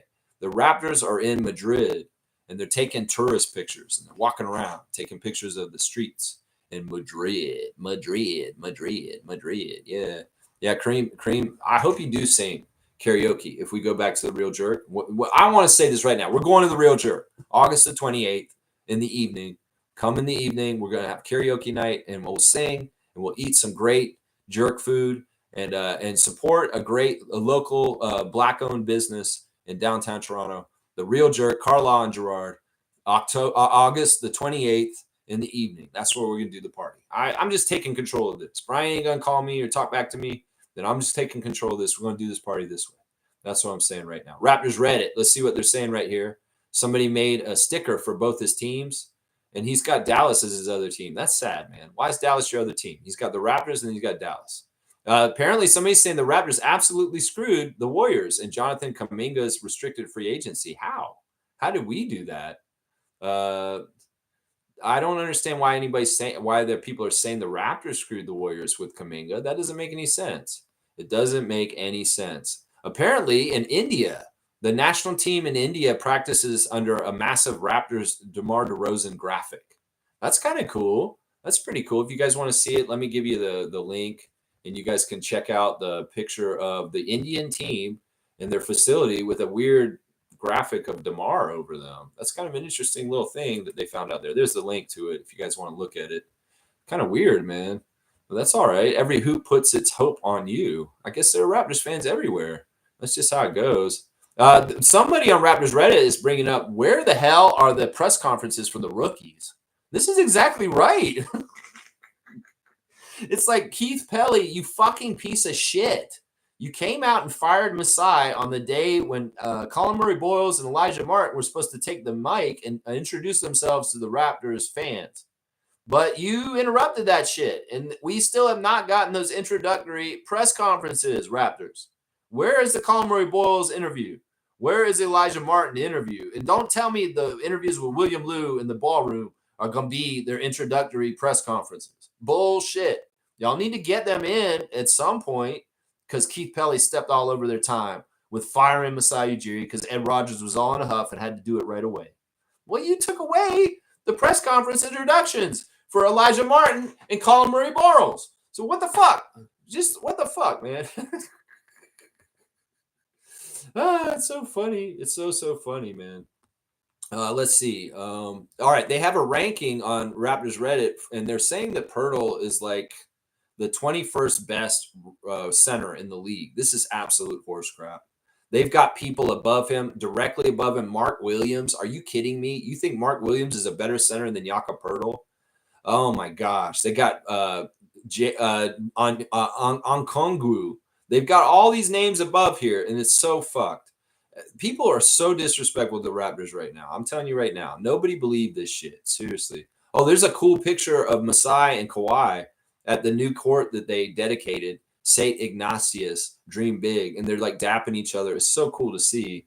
Kawhi looks so happy, man. Seriously, like it looks like this experience of him going to Giants of Africa was really fulfilling for him. And it looks like Kawhi is really, really smart, man.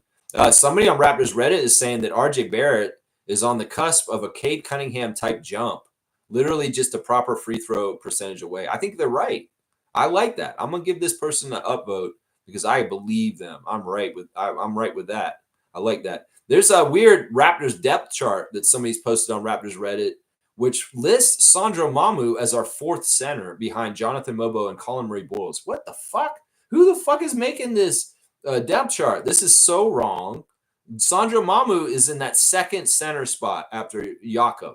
I feel like some people that try and cover the NBA just have no fucking basis of education or knowledge to be opining or making posts or doing things. This is an idiot. Sandro Mamu is our backup center. He's in the second C spot, not Jonathan Mobo. Jonathan's probably third. And I don't even understand how you have Colin Murray Boyles in as the third center. That man is a small forward, maybe a power forward. But putting him slotted at the 5, you're crazy. That man's only like 6'5". It's not going to work. It's not going to work. All right, there's our check-in with Raptors Reddit. In some ways, it's just stupid there. Stupid there in some ways, too. That's right. That's right. Let's see what else you guys are saying here. Wayne's saying, what starts first, 905 or NBA regular season? Can't remember. The Raptors season starts first, and the 905 starts delayed. And usually that means that the rookies will come in, Colin Murray Boyles, Elijah Martin will get their debuts with the Raptors, and then they go off to the 905 season when it starts. It's kind of how it works. So, yeah, 905 starts after the regular Raptors regular season. That's right. Fiercely saying, hope Granny Evelyn is doing well. Yeah, I hope so, too. Of course, we know Evelyn's apartment burned down last year. That was the big problem that happened for her. And she was in a fight with the landlord of the old apartment about who caused the fire legally. And I just wish her all the luck in that struggle with the things that are going on with her old apartment. But she did find a good place to live. And hopefully there's some stability in this situation for her at this point. Part of it is also she's had health issues also. Health issues with walking and different things and stuff. And I just wish Evelyn the best. Obviously, we love our Granny Evelyn. And I wish she was more involved in the channel again, but she's got a lot on her plate, and I totally understand why. Kaloy saying, I read that article. Motherfuckers like Cam Thomas and Kuminga citing the IQ contract saying they deserve $30 million per year and they are better than IQ.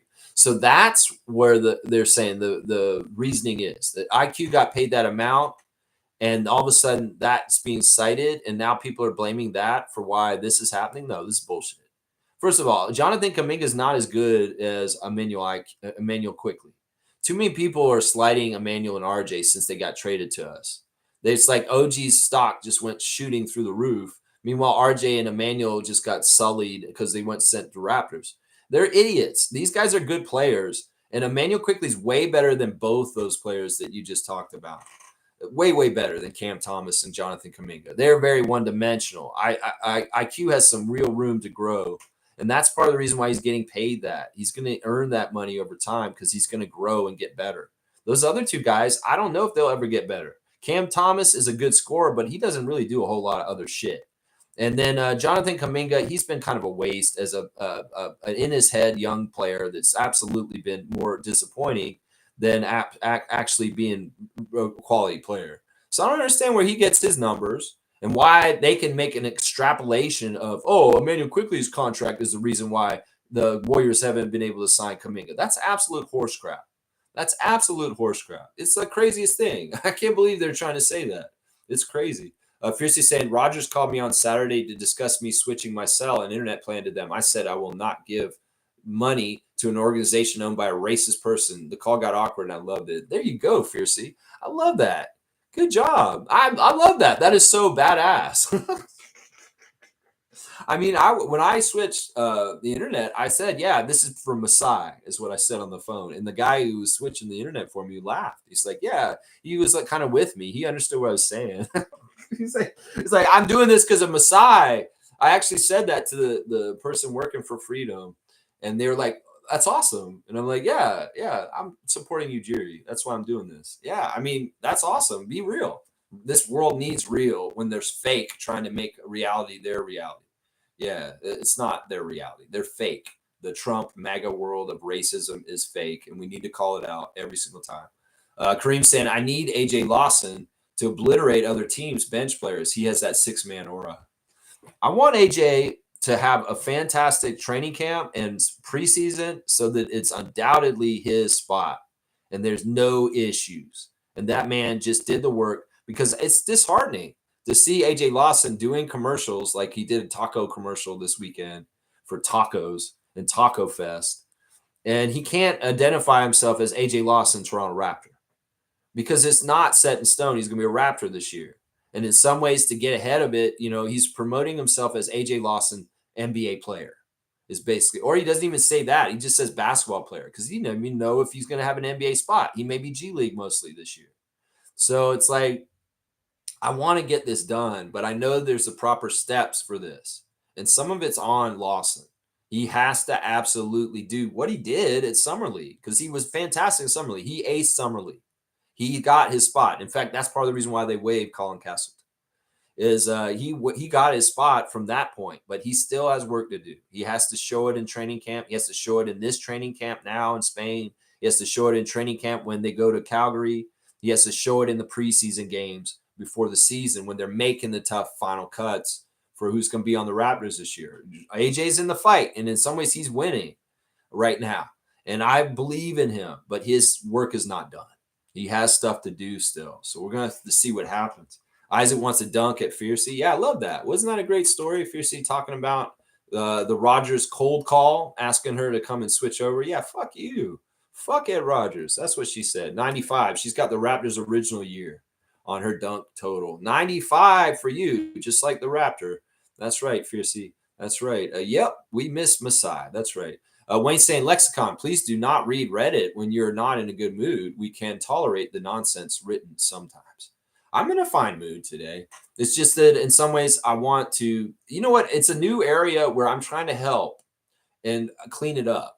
If there's people on this that watch my channel and watch my show regularly, they're on Reddit, maybe I can help shape how we're posting on there a little bit with kind of like getting rid of the negative toxic shit that people are posting all the time about trade talks with RJ and downplaying Jakob and saying he's garbage. No, we're Raptors fans. You should be for your team. There's so much propaganda out there that's against us. Our own fan nation should be, standing for us. That's the way I believe. So in some ways, I'm trying to be a role model for Redditors to be better. And maybe when I come in there and I look at some of the posts they're posting, I could be like, yeah, this is stupid. Oh, this is a great post on Reddit. And maybe we can shape it a little bit better and have a better Reddit environment for Raptors land. That's kind of what I'm trying to do with it right now. In some ways, it's important for me to go in there and look at it and to be able to do this.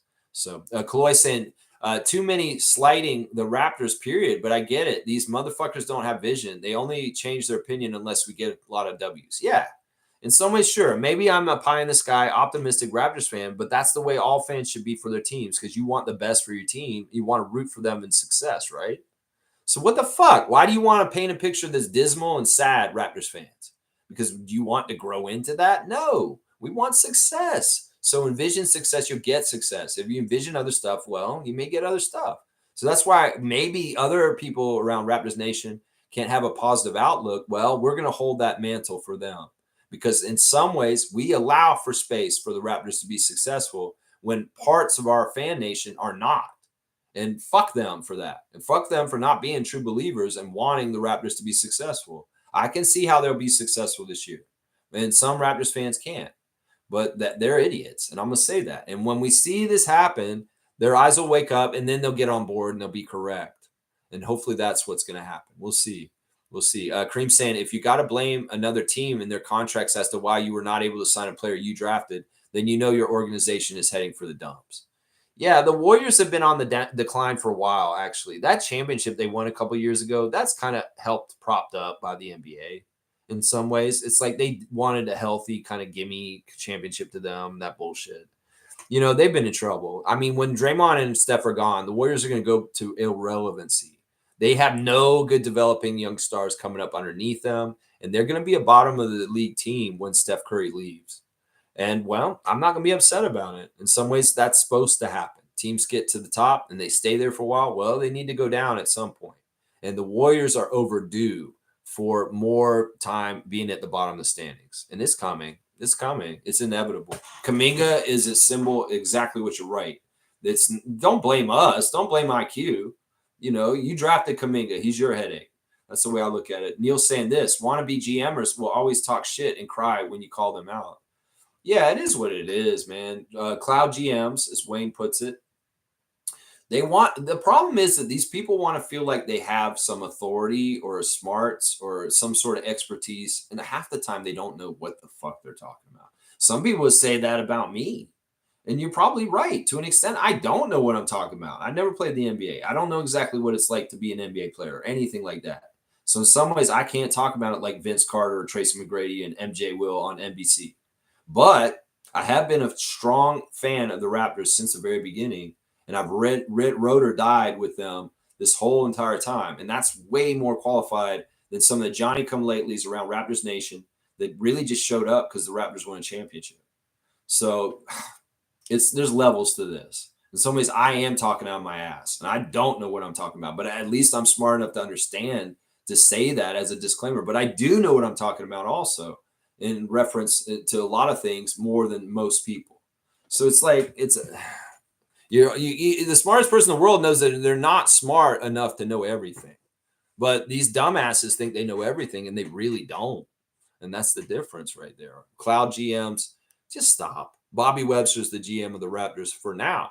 He may be the president soon. We'll have to see. Doug Smith is pretty sure on his Toronto Star article yesterday saying that he thinks Bobby is the favorite and he will probably get the team president job. That it's very much looking like that's the outcome that's coming with the team president vacancy. And he also said that Dwayne Casey would be awesome for the job. He endorsed it. And he said that there wouldn't be any issue because there's some fan wrote him a question for the old mailbag yesterday. And they said, if they hire Casey, can we trust him? And Doug Smith was basically like, yeah, of course we can trust him. It's a different position. And Casey's not like that as a person. So, it's weird. Some of the fans are really clueless when they think about things. And like he's already interviewed. If he didn't want the job, he wouldn't have interviewed. He wouldn't have shown up and come and talk to us about the job. Think about it logically, guys. People that are like, why would Casey want this job with us? We fired him. Well, he does want it. He came and interviewed already. So it's like, come on now. You can't figure this out. Hello. Kareem's saying, I love Bobby, and he's very deserving for presidency. But the deeper you look into it, Masai firing was a hate crime. Laugh out loud.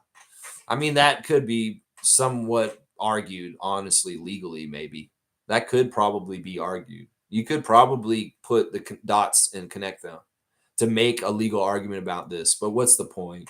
I commend Masai for leaving with his head up in a positive, very, very non-toxic way. Even if the firing of him is toxic as fuck and it emanates from a piece of crap named Ed Rogers III, Masai's high road is such a better example. I was dismissed from a job years ago, about 10 years ago, unfairly. And it wasn't because I got fired and I didn't quit. They just took me off the schedule. I was in a situation where I could have called an employment lawyer and made a case and really made trouble for my employer that I had just lost my job with. But I had also realized that if I get involved in this, it's going to cause me to make this a big part of my life for maybe a couple of years. And to me, the gains of the rewards for fighting this in court were not outweighing the stress and the bullshit and the time of trying to do it. So I decided to just walk away with my head held high and say, well, fuck that toxic ass bar restaurant named Betty's on King. And I left. And well, the fucking place shut down anyway during the pandemic because it was run by a womanizer and a piece of shit. And in some ways, that guy got what he deserved in the end with his business there. So it all works out in the end. You can get locked into these fights, legal battles, and they become more of your life and more of your stress and more worth it than the outcome of fighting it. So it's like, even if Ujiri came at them with some sort of lawsuit about wrongful dismissal, at what price would it be worth it? And why even bother? It was like, if I had fought for my job in that situation, I would have came back into a toxic situation that wouldn't be a good thing. So what the hell am I fighting for? Money? The right to say you were wrong in what you did? I don't know. At some points, sometimes battles are not worth fighting because it's like, who cares? You're a fucker. You're a piece of shit. You did me wrong, but you know what? I might hold my head up high and walk on into the sunset and go on to bigger and better things and leave you in the dust. And that's how Ujiri's acting right now. And I commend him for it, because I did the same damn thing 10 years ago when I was wrongfully dismissed and from a job that was very lucrative, and I was doing very well in it. Yeah. Blackhawks saying they know shit. One idiot said Shed doesn't like CMB because he doesn't pass to him. And I counted multiple passes from Shed to CMB. Boneheads. I mean, honestly, I feel like these are just, like Wayne says, nonsensical prattle, immature, young. Maybe some of them are young kids. There could be 8-year-olds. There could be 10-year-olds. There could be 11-year-olds. There could be 13-year-olds. There could be 21-year-olds. There could be 24-year-olds. There could be 35-year-olds. There could be 40-year-olds.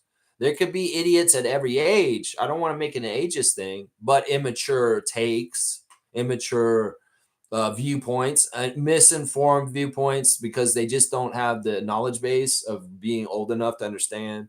These things are common more in young people because they just don't know what the fuck they're talking about. And this does sound like this right here. This sounds like an idiot. Yeah, like that. Wayne saying, hell no on that point, Lex. I can't remember any issue or player where you have been off. Your only weakness is being faithful to front office and players wearing the Raptors uniform. You came late on McDaniels. Yeah, I mean, I want to give Jalen McDaniels a chance. I was really hoping that he could become more like Jaden McDaniels, but it wasn't to be. And, I appreciate you saying that, but I'd be an idiot if I said I'm always right. I'm not. But I do try and get things as right as I can. And I appreciate you for saying that. That's very nice of you to say. That's nice compliments there. Very, very nice. And that if I'm wrong because I'm standing with my team, I'll be wrong every time. I'll be wrong every time. All right, let's see what's going on with the rest of my tabs. I'm just going to go through the tabs real quick and see the stuff that I may have missed. And we'll get out of here. Oh, yeah, we got to do a classic card. Let's do that. Let's do that real quick. Classic card. Seymour is in the sauna. So let's see if this hurts his ability to see the card through the mist. Let's see. Somebody in the sauna pours water on the rocks, like right when I pull the card up, and he can't see all of a sudden. That would be like some sort of comedy movie. Like he's just about, all right, he's going to do the classic card.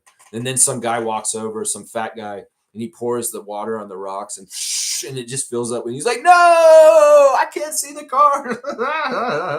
That'd be funny. All right, here it is. Classic card. It's one of these ones. It's easy. Come on, get it. Get it. It's easy. Get it. Write it real fast. Full name answer. Don't have asked me.